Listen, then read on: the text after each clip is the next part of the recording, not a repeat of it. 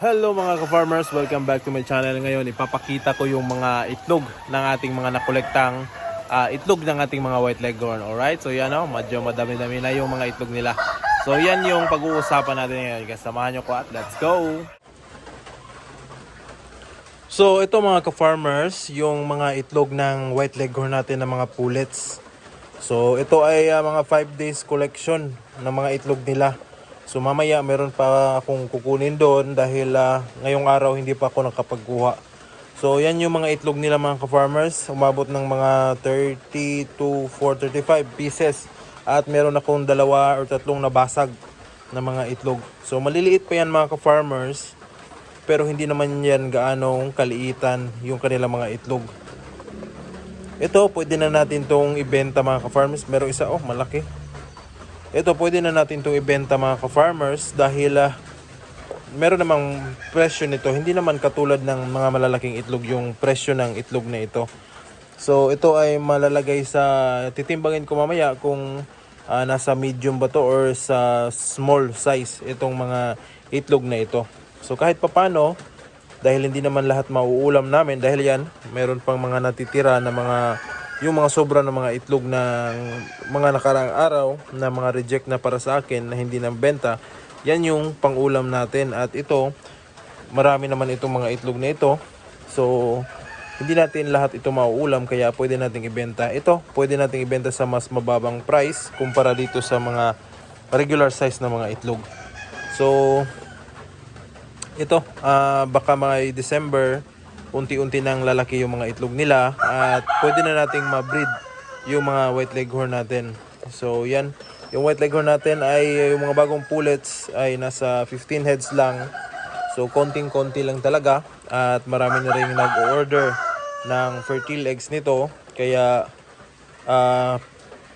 puspusan yung pagpa sa mga white leghorn natin mga ka-farmers para ma-set up na rin sa breeding yung mga bagong pullet natin. So at least ito, isang good sign mga ka-farmers na sa buwan na ito ay marami na silang mag-itlog. Nung mga nakarang araw, 3-4 yung makukuha ko. Ngayong mga araw na ito ay nasa mga 5 or 6 na. So paunti-unti mga ka-farmers na dumadami yung kanilang mga itlog.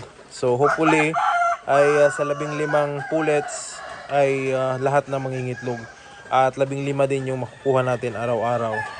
Alright, so yan Ang kagandahan dito mga ka-farmers ay yung eggshell nila ay hindi yung mababasag agad. So matitibay yung eggshell ng mga pullet na ito. So meron akong yung kanina linis ako ng itlog. Yung isa nahulog. Ganito kataas yung nahulugan mga ka-farmers. Pero hindi agad nabasag lahat na yung basag yung itlog talaga. So hindi ganun mga ka-farmers. Yung buo pa talaga yung itlog. Yung kanyang eggshell lang ang nag-crack. At yung sa loob ay hindi pa na lumabas. So matibay or matigas yung eggshell ng mga itlog na ito, yung white leghorn natin. Kumpara kung ganito yung nahuhulog mga ka-farmers ay sadyang talagang basag na basag talaga. So yun ang na-observe ko dito sa mga itlog ng white leghorn natin.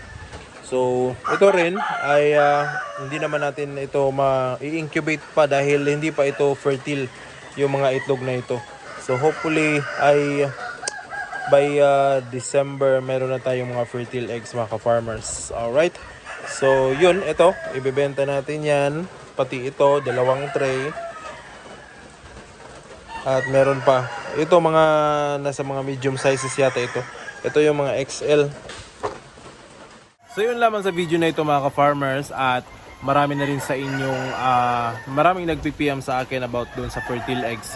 So marami na rin nagpa-order. So siguro yung listahan ko, i-update ko yun doon sa mga gustong mag-avail ng fertile eggs para meron tayong sequence sa pagbibigay ng mga fertile eggs sa inyo.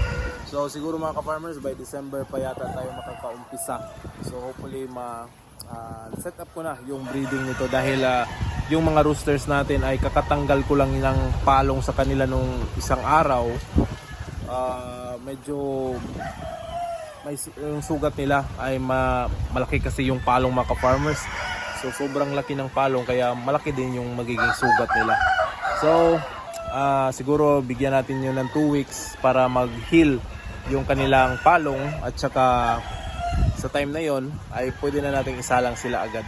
So 5 piraso lang yung pinutulan ko ng palong, yung iba hindi pa dahil hindi naman lahat yun magagamit, pero eventually mapuputulan din yun dahil meron pa din akong plano doon sa ibang roosters natin na i-cross natin doon sa ating mga heritage breed. Alright, so para mas maganda yung magiging kalabasan ng ating mga breeding by next year. So yun lang. So sa mga gustong mag-inquire pa rin or mag-message, pasensya mga ka-farmers kung hindi ako makapag-reply agad dahil medyo busy tayo, pero i-update ko yung listahan. So sa gustong mag-avail para naman pagdating ng panahon na meron na tayong mga fertile eggs ay tuloy-tuloy yung susupply natin ng fertile eggs sa mga nag-avail sa atin. Alright, so dun lang mga ka-farmers at message lang kayo sa FB page ko. Ito yung FB page ko, so dyan lang kayo mag-message para mas mabilis yung transaction natin. Alright, so yun lang mga ka-farmers at hanggang sa muli, see you on my next vlog at happy farming. Woo!